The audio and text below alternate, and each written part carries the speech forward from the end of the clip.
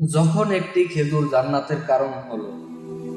প্রিয় দর্শক, অনেক সময় আমরা ভাবি জান্নাতে যেতে হলে অনেক বড় বড় কাজ করতে হবে, কিন্তু আল্লাহর রহমত এতই বিশাল, একটি ছোট খেজুর দান করেও জান্নাত পাওয়া যায়।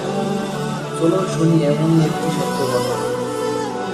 একবার এক সাহাবী রাসূল সাল্লাল্লাহু আলাইহি সাল্লামকে বললেন, হে আল্লাহর রাসূল, আমার খুব বেশি কিছু নেই, আমি কি করতে পারি? রাসূল সাল্লাল্লাহু আলাইহি সাল্লাম বললেন, তোমার যদি একটা খেজুরই থাকে সেটা দান করো। সেই সাহাবী খেজুরটি দান করলেন।